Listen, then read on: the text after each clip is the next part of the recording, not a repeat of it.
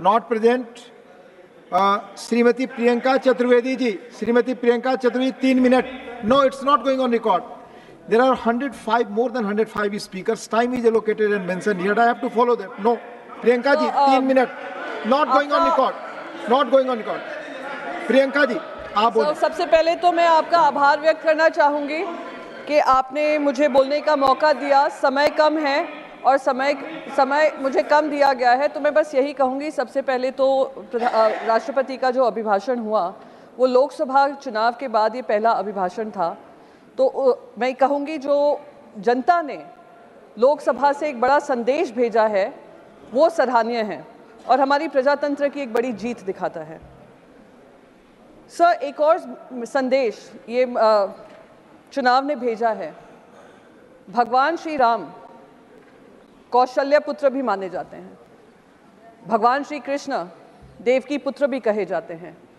वो कौशल्य पुत्र और देवकी पुत्र ने मिलकर एक संदेश भेजा है और नॉन बायोलॉजिकल जो कहते हैं अपने आप को, उनको एक फर्क दिखाया है और ये बताया है कि भगवान का अवतार भी अपनी माँ के नाम से भगवान माना जाता है।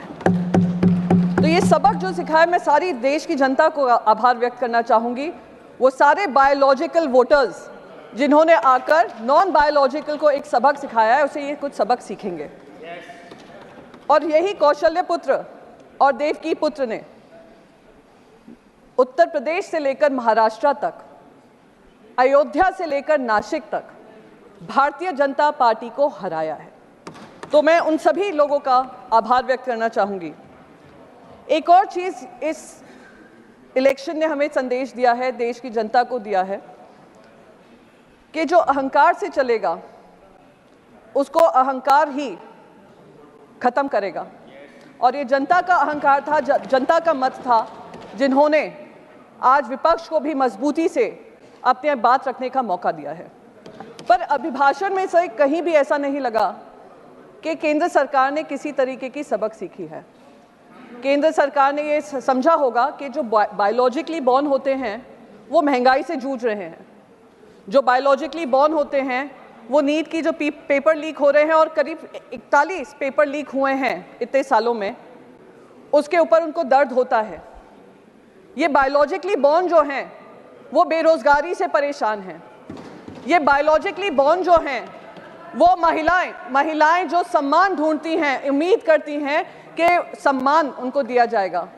ये जो बायोलॉजिकली बॉर्न हैं, युवा हैं हमारे, वो अग्निवीर जैसी जो पॉलिसी लाई जाती हैं उससे जूझ रहे हैं, उसका शिकार हैं। जो बायोलॉजिकली बॉर्न हमारे किसान हैं वो भी त्रस्त हैं। पर उनके अभिभाषण में कुछ भी ऐसा नहीं दिया गया केंद्र सरकार की तरफ से जो दिखाता है कि कोर्स करेक्शन होने वाला है। तो मैं तो बस यही कहूंगी सर, बस रैप अप ही कर रही हूं, मैं ज्यादा समय आपका नहीं लूंगी। मैं बस यही कहूंगी कि आप ये अहंकार से चलते रहिए, ऐसे अभिभाषण उनके मुंह से बुलवाते रहिए और आने वाले समय में 240 से 40 के लिए आप तैयार रहिए। Thank you. जय महाराष्ट्र, जय हिंद सर।